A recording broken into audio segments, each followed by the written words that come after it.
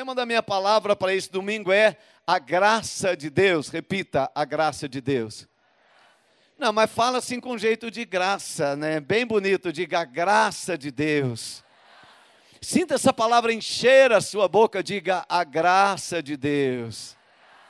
Vamos ler Efésios capítulo 2, do verso de número 1 até o verso de número 8. Efésios capítulo 2, do verso 1 até o verso de número 8. Agora vamos sentar todo mundo. Eu quero dar os parabéns, temos a igreja de crianças junto conosco, sempre dia de ceia, a ceia vai ser junto com a igreja de crianças também.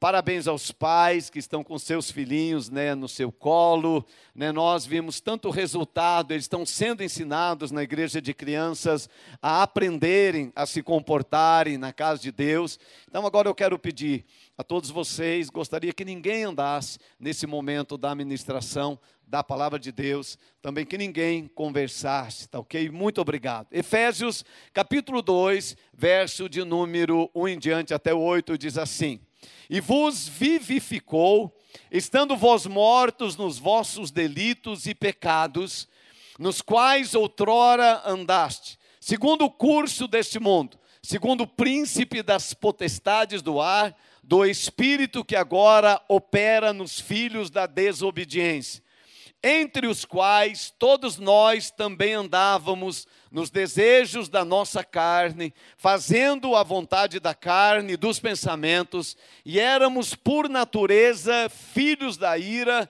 como também os demais.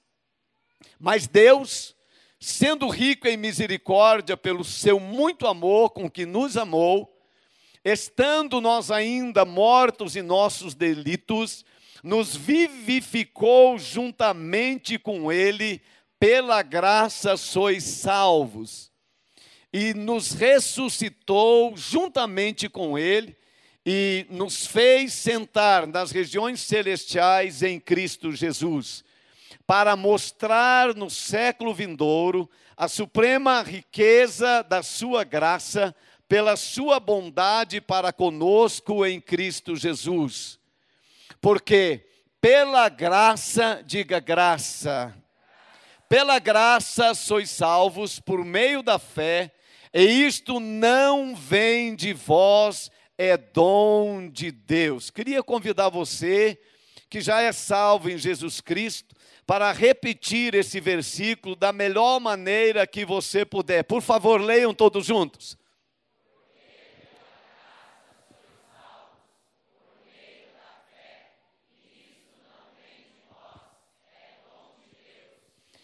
Pela graça somos salvos por meio da fé, e isto não vem de nós ou de vós, é dom de Deus.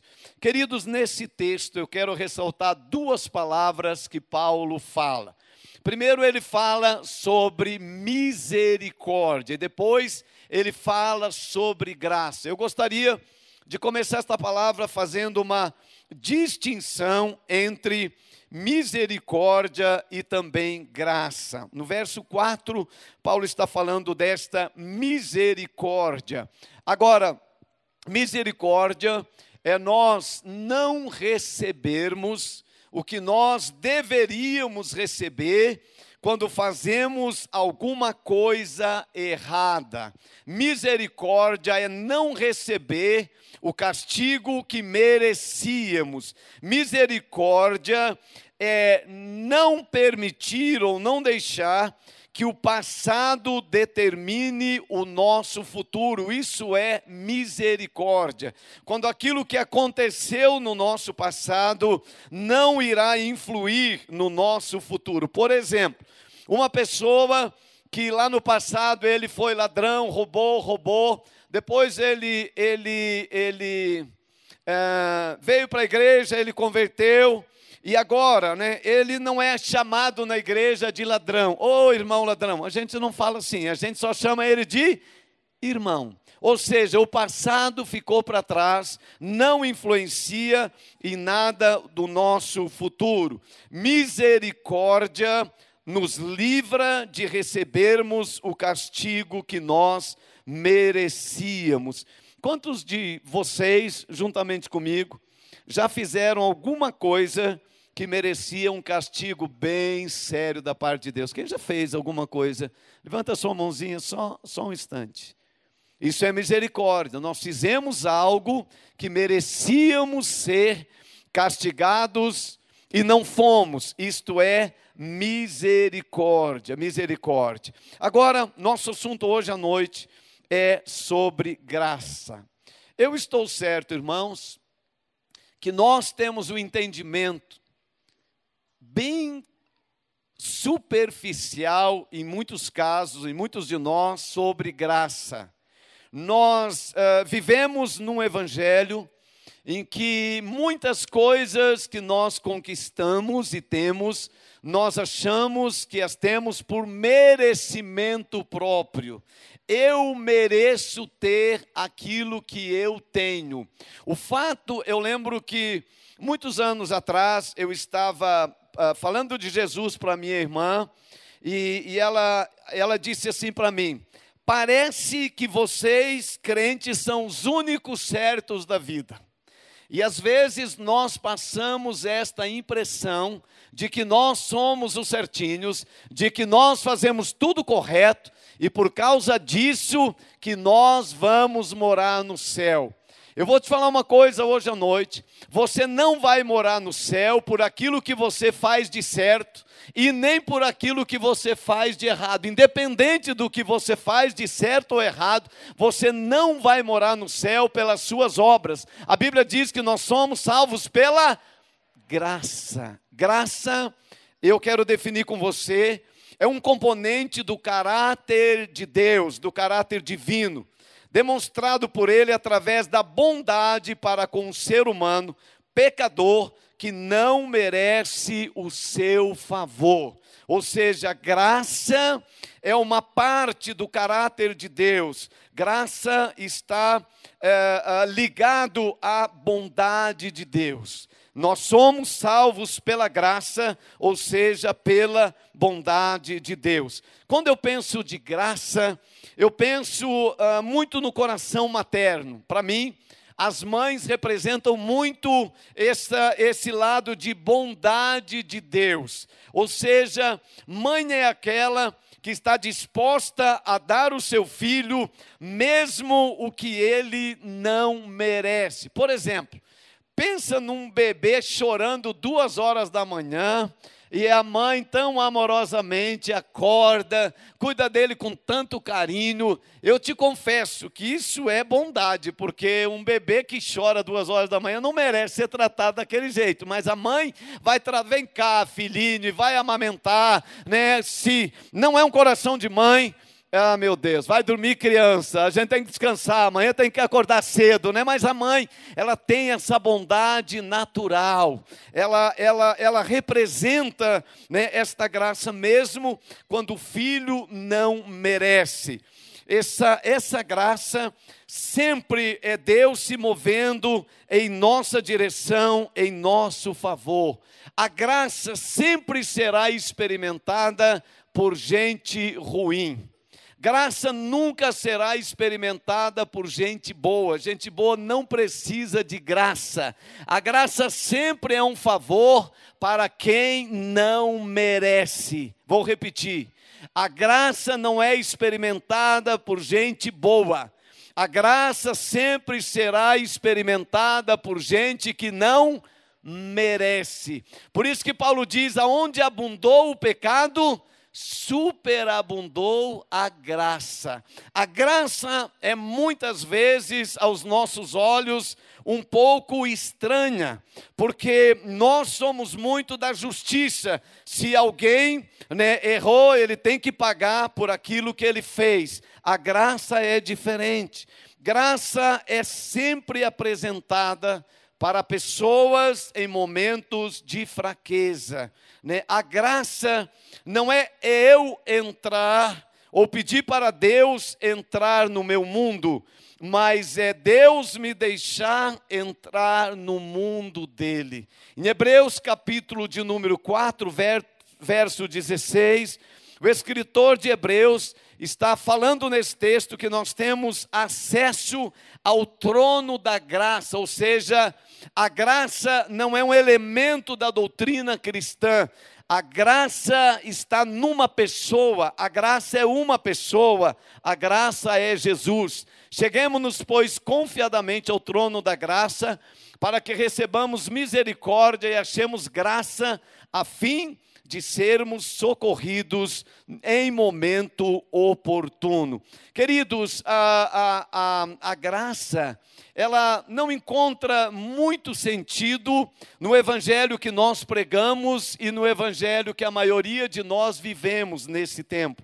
Porque foi desenvolvido na mentalidade evangélica uma maneira de pensar que eu tenho o direito de adquirir todas as bênçãos diante de Deus. Se Deus me dá, é porque eu mereço. Se eu alcanço, é porque eu fiz alguma coisa. E se isso fosse verdade, não precisaríamos da graça de Deus. A graça é dada naquilo que nós não podemos fazer nada. A graça não é uma recompensa de algo que você fez. A graça é algo que você não merece mesmo. Todo merecimento anula a graça. A graça vem para pessoas que não merecem nada. Diga, a graça vem para pessoas que não merecem, A graça é muito estranha para nós, muito estranha. A gente ver uma pessoa receber algo que ela não merece receber, receber um favor que ela não merece receber. Eu olho na Bíblia, tem alguns textos na Bíblia que eu demorei um pouquinho para entender. E esse texto que eu vou mencionar foi um destes textos. Quando eu olho Jesus, quando ele andava na terra, o que ele fazia, a forma como ele lidava e apresentava o reino de Deus, algumas coisas não cabem na minha cabeça. Por exemplo, João capítulo 21, uma história que aconteceu, no final do ministério de Jesus e logo depois da sua ascensão. Essa história envolve um homem chamado Pedro. Olha para mim que eu quero te contar rapidamente essa história. Você sabe, Pedro foi um dos mais entusiasmados seguidores e discípulos de Jesus. Ele tinha prontidão, ele sempre era o primeiro a responder. Ele disse, Senhor, eu estou pronto a morrer pelo Senhor. Ele era o mais entregue, era o mais fervoroso de todos. Quando chega no final do ministério terreno de Jesus, Judas trai a Jesus, Você sabe dessa história. E Judas vendeu Jesus por 30 moedas de prata. Logo em seguida, Pedro também nega Jesus. Ele diz, eu não conheço esse homem. Pedro mente descaradamente. Pedro mente. Ele disse, eu nunca tive com ele. Imagina Osni mentindo e falando assim, Odilon, eu não sei quem é. Eu nunca vi ele. Mas olha, você está com uma camiseta lá da Shalom. Não, esse negócio aqui eu achei, mas não tem nada a ver. Nunca tive, não tenho nada a ver, não sei quem é. Imagina um negócio desse. Foi isso que Pedro fez antes de Jesus ser crucificado. Jesus é crucificado, tendo ouvido, Jesus ouviu isso que Pedro falou. Queridos, é muito interessante. Jesus viu esta cena. Agora Jesus, ele é crucificado e ele ressuscita. Quando Jesus ressuscita, uma das primeiras coisas que ele faz é ir atrás de Pedro. Pedro havia desistido de seguir a Jesus e voltou a pescar. E aí levou mais 6 discípulos junto com ele, falou, esse negócio não deu nada, vamos voltar a pescar, vamos fazer aquilo que a gente estava fazendo, que a gente sabe fazer. E ele estava lá pescando. Jesus chega na praia. Uma das coisas, várias coisas nesse texto me chamam a atenção, é que quando Jesus chega lá, Jesus prepara um peixe assado para eles. Meu irmão, se eu fosse Jesus, ia dar só a brasa para Pedro. Que peixe, meu amigo. O cara faz um negócio desse, você vai dar peixinho assado para ele, eu daria brasa para ele comer, para ver se queimava a língua dele, não é verdade? De ter negado a Jesus. Esse senso de justiça. Mas Jesus não. Jesus vai lá, faz um fogo, assa um peixe. Quando eles chegam, Jesus diz, tem mais alguma coisa aí para a gente assar junto aqui? O ambiente era bom, diga, o ambiente era bom. Agora, quando chega Pedro, eu imagino como Pedro chegou. Osni, como é que você chegaria para encontrar comigo se você tivesse feito isso? O que você iria estar esperando de mim? E é natural, todos nós sabemos, Pedro estava esperando uma bronca daquelas. Mas o que Jesus faz com Pedro me faz pensar nesta graça. Jesus chega, não dá bronca em Pedro, diga, não deu bronca. Você consegue entender esse evangelho de Jesus? Não deu bronca. Pedro merecia? Merecia, claro, não me fale assim, claro que Pedro merecia. Pedro merecia. E merecia. Mas Jesus não deu aquilo que Pedro merecia. Isso é o quê? Isso é misericórdia, irmão. Vamos de novo. Misericórdia é não dar aquilo que as pessoas merecem.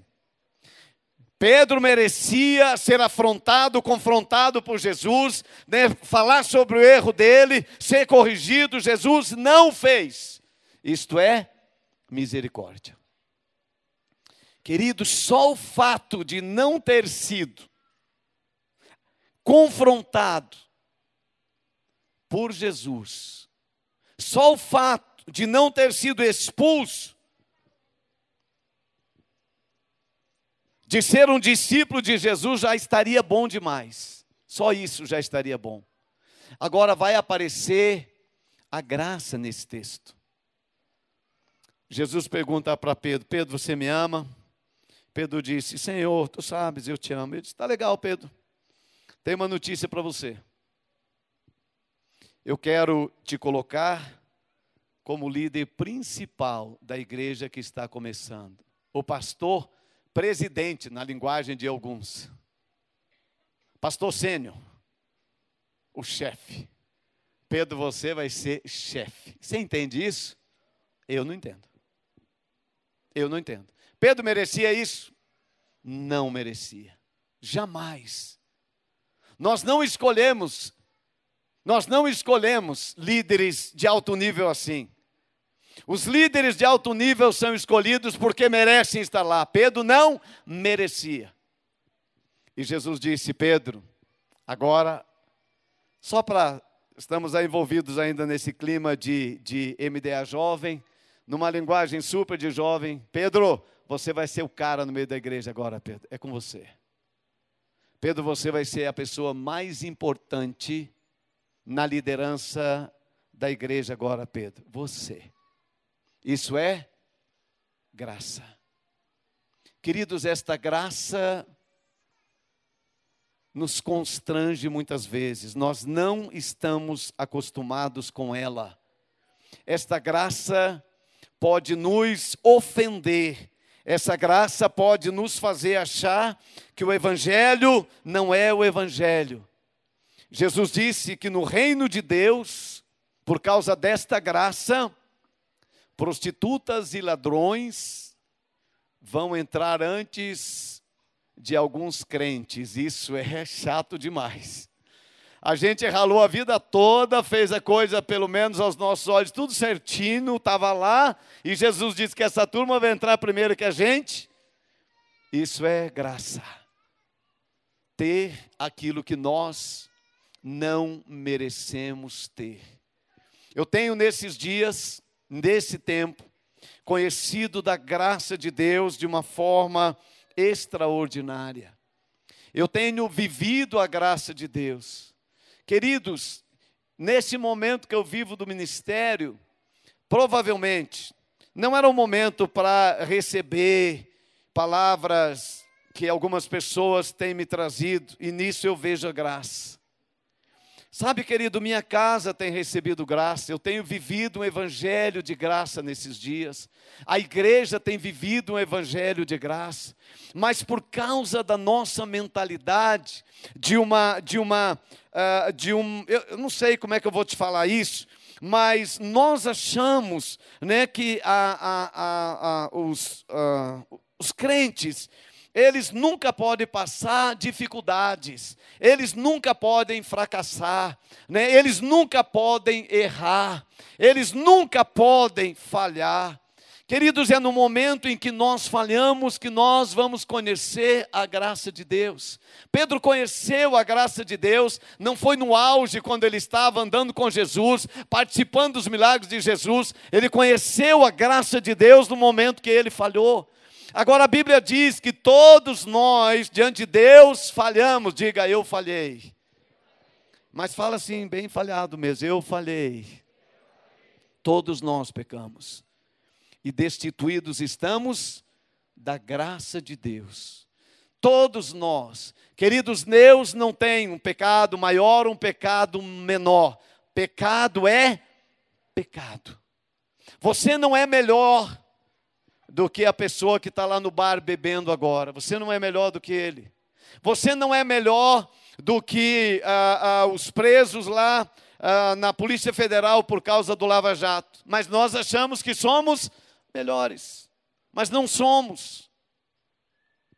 Nós não somos em nada melhor do que o pior dos pecadores. Nós somos todos iguais. Porque um pecado é suficiente para nos separar de Deus.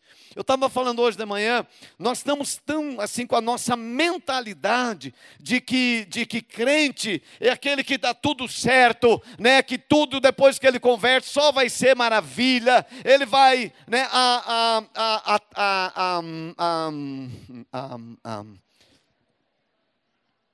Querem ver uma coisa? Quando você olha a igreja hoje, nós não podemos errar. A igreja da televisão tem nada errado, já falei isso esses dias. E agora apareceu um negócio para ainda inflar mais o nosso ego evangélico. Um tal do Facebook. No Facebook todo mundo se apresenta feliz e maravilhoso. Só bênção, irmão. Se não vê uma pessoa colocando no Facebook, estou quebrado, arrebentado. Se não vê uma pessoa na televisão falando assim, ó, depois que eu entrei para tal de igreja evangélica, me quebrei.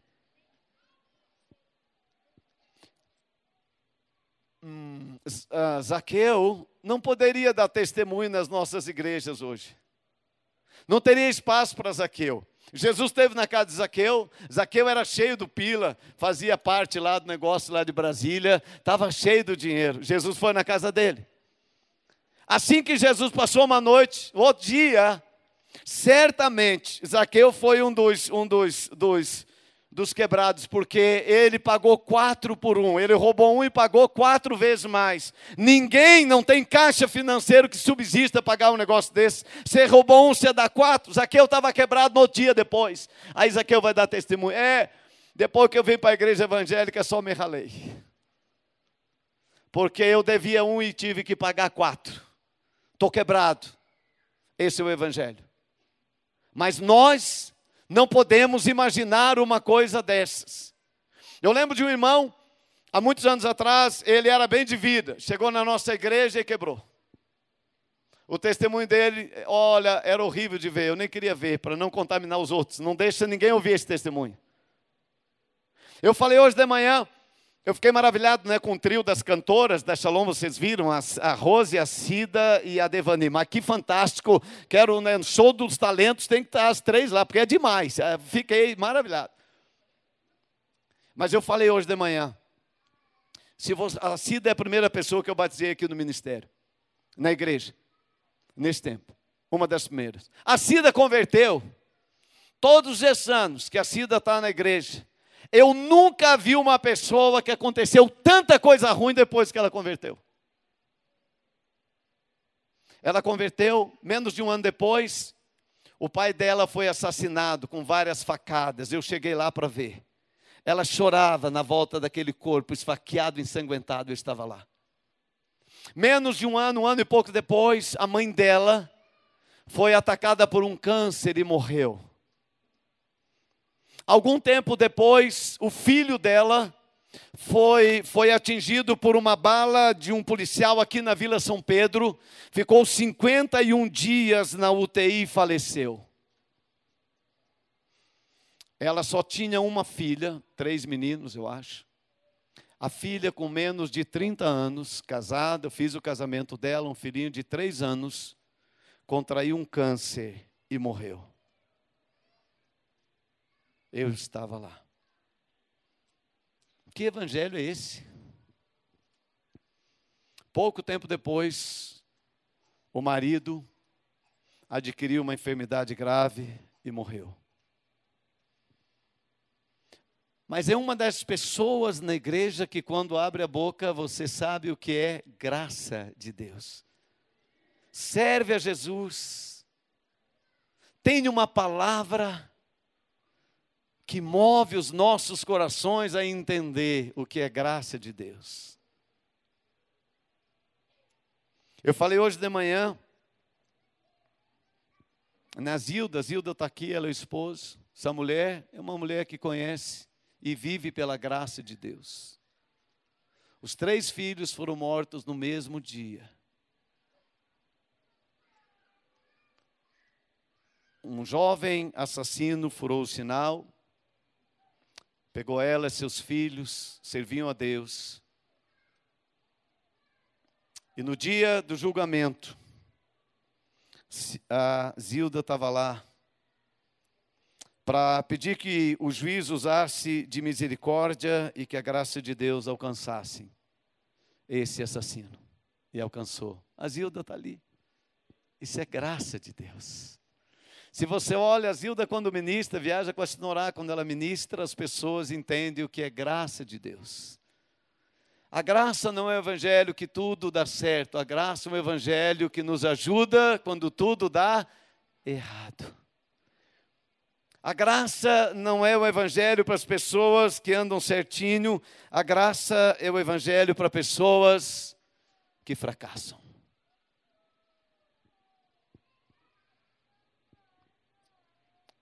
Quando Paulo começou a pregar, eu não entendi esse texto de 2 Coríntios 12, verso de 7 a 10.